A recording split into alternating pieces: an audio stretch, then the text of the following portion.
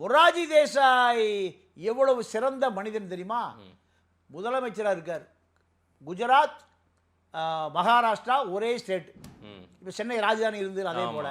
அப்போது மக வந்து சொல்கிறான், அப்பா நான் மருத்துவக் கல்லூரி தேர்வு எழுதினேன், எனக்கு மார்க்கு குறைவாக இருக்குது, மறுகூட்டல் செய்தால் ரீவேல்யூஷன் செய்தால் நான் பாஸ் ஆயிடுவேன், நீங்கள் உத்தரவிடுங்க. யாருக்கு? அதிகாரிகளுக்கு.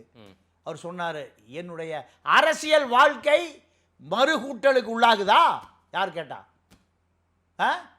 என்னுடைய அரசியல் வாழ்க்கை மறுகூட்டலுக்கு உள்ளாக்கணுமா? மொராஜி தேசாய் ரீவேல்யூஷன், என்னுடைய அரசியல் வாழ்க்கையை ரீவேல்யூஷன் பண்ணணுமா? முடியவே முடியாதுனார். மாடியிலிருந்து குதிச்சு செத்து போனார் மகன். எவ்வளவு பெரிய தியாகி!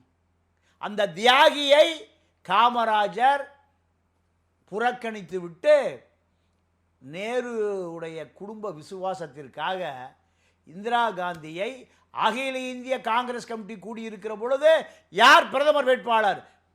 மொராஜி தேசாயா, இந்திரா காந்தியா?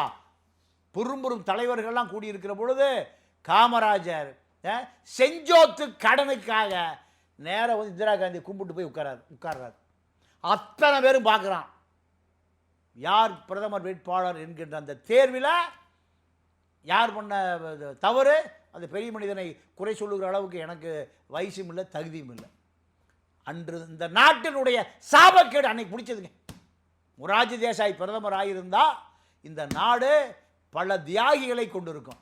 இந்திரா காந்தியை பிரதமர் ஆக்கியதனுடைய விளைவு இந்த நாடு நாசமாக போச்சு.